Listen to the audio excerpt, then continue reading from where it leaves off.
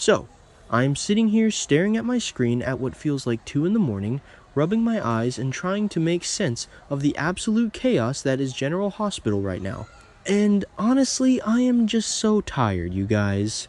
I've been covering this show for years, and sometimes you just hit a wall where you have to throw your hands up and ask what the writers are actually thinking. But here we are, and I still care too much to just walk away and go to sleep.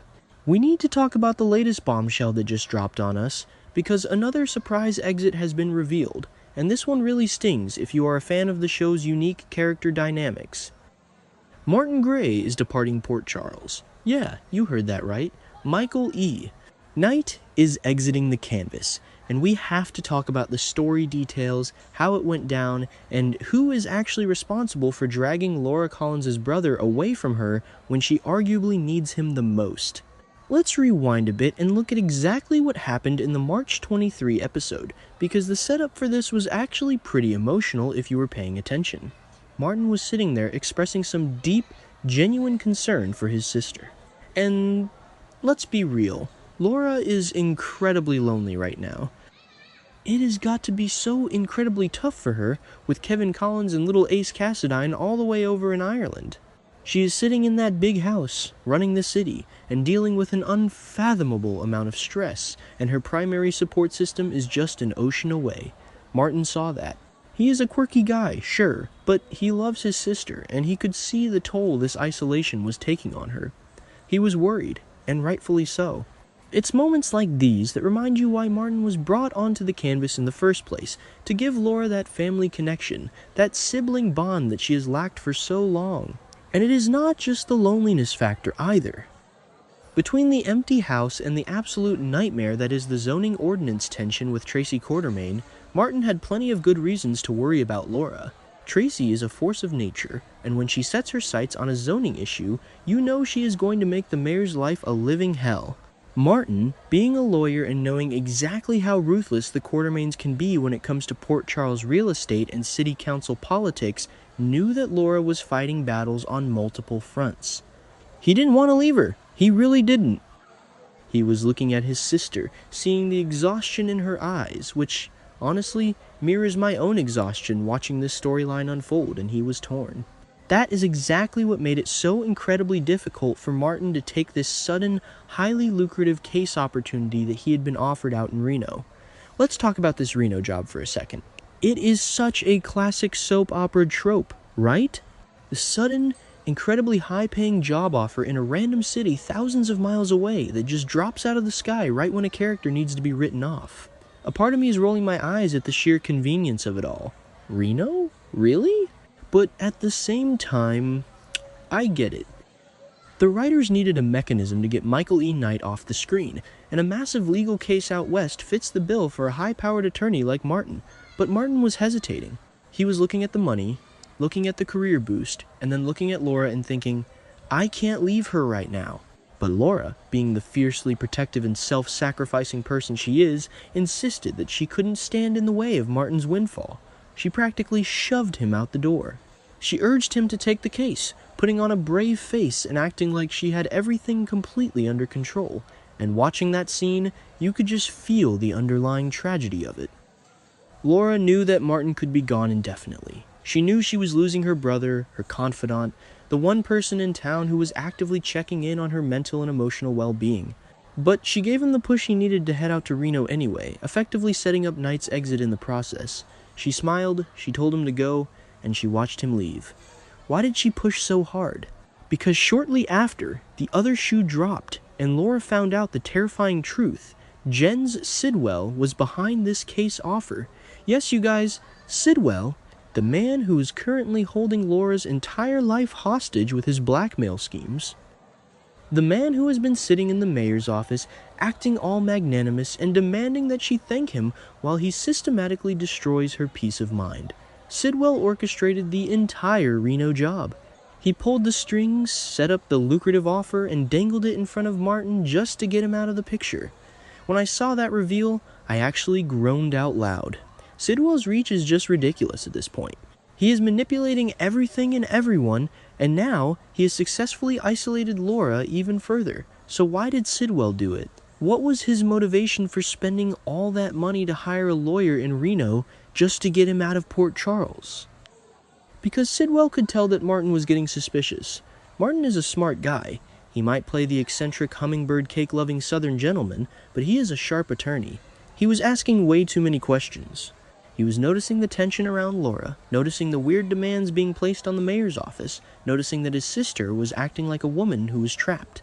Sidwell saw Martin sniffing around the edges of his blackmail arrangement with Laura, and he knew that if Martin kept digging, he was going to uncover the truth. Sidwell lured him away because it was the most efficient way to silence him. And honestly, we should probably be breathing a massive sigh of relief about this, because sending Martin to Reno was vastly better than the alternative. The alternative was Sidwell killing him. Let's not kid ourselves about who Jen Sidwell is. This is a man who deals in death and destruction. This is a man who is currently supplying a paralytic drug to keep Drew Kane locked inside his own body. If Sidwell truly felt that Martin was a threat to his operations in Port Charles, he wouldn't have hesitated to put a bullet in him or have him thrown off Pier 55. Luring him to Nevada with a fat paycheck is probably the nicest thing Sidwell has done since he arrived in town. It is twisted, but in a way, Sidwell's manipulation actually saved Martin's life. It makes you think about the sheer danger that Laura is in right now. If Martin had stuck around PC and actually uncovered the truth about Laura's arrangement with Sidwell, he'd be a goner. There is no doubt in my mind. Sidwell would have eliminated him without a second thought, and Laura would have had her brother's blood on her hands. That is the reality Laura is living with every single day. She is completely trapped by this monster, and she knows that anyone who gets too close to her secret is putting their life on the line. That is why she had to push Martin to leave. She wasn't just being a supportive sister wanting him to have a good career opportunity, she was saving his life. She was getting him out of the blast radius. And let me tell you, that blast radius is about to get a whole lot bigger and a whole lot deadlier. Because Sidwell is on the verge of becoming an even more dangerous villain in the aftermath of the Marco Rios stabbing drama. If you have been following the timeline, you know that Ross Cullum just ambushed Marco at Alexis's law office and brutally stabbed him. Marco is fading fast, bleeding out on the floor, and it is pretty much a guarantee that he is not going to survive. Marco is Sidwell's son. Let that sink in. Sidwell, who is already a ruthless, blackmailing sociopath, is about to lose his child to a violent murder. This is going to turn Sidwell into a far worse, entirely unhinged, menacing monster. He is going to lose whatever tiny shred of restraint he might have had left. We already know from the spoilers that Cullum is going to meticulously frame Sonny Corinthos for Marco's murder, and Sidwell is going to buy it hook, line, and sinker. Sidwell is going to go on a scorched earth revenge campaign against Sonny, and anyone who gets in his way is going to be collateral damage. He is going to put plenty of other Port Charles residents at absolute risk. The violence is going to escalate, the threats are going to become lethal, and the entire town is going to be caught in the crossfire of Sidwell's grief and rage. So, yeah, Martin Gray is incredibly lucky to be on a plane to Reno right now. He got out just in the nick of time. But Laura? Laura is still there. Laura will continue to fret and suffer as her blackmail mess continues, and now she has to deal with a grieving, homicidal Sidwell who holds all the cards. It is just heartbreaking to watch. I am so tired of seeing legacy characters like Laura being tortured like this, but I guess that is the drama we sign up for. We are just going to have to stay tuned for any other scary Sidwell news to come, because you know it is going to get worse before it gets better. But zooming back to the exit itself, I have to ask, how do you guys feel about Michael E. Knight exiting the role of Martin Gray? Because I am honestly really bummed about it. I know the show is dark right now. We have cold fusion plots, WSB assassins, locked-in syndrome, and bloody stabbings. And in the middle of all that heavy, depressing drama, Martin was a breath of fresh air. Will you miss Martin and his unique brand of humor? Because I definitely will. I will miss his ridiculous suits, his southern drawl, his weird little legal quirks, and the way he could make Laura smile even when she was carrying the weight of the world. He brought a specific kind of levity to the canvas that we desperately need, and losing him makes Port Charles feel just a little bit colder and a little bit bleaker. Of course, we have been here before. Martin has been shipped off screen like this in the past. The show tends to come up with these random reasons to keep Martin off canvas for lengthy periods of time. He goes to visit his mother, he goes on a trip, he takes a case. It is a revolving door for this character. But he always comes back sooner or later. Michael E. Knight is a soap legend, and they love having him in their back pocket when they need a good lawyer or a funny scene. So, there is definitely hope for Martin to return down the road. I don't think this is a permanent goodbye, but for the foreseeable future, it is clear that Reno is the safest place for him right now. It just makes you wonder what else is coming.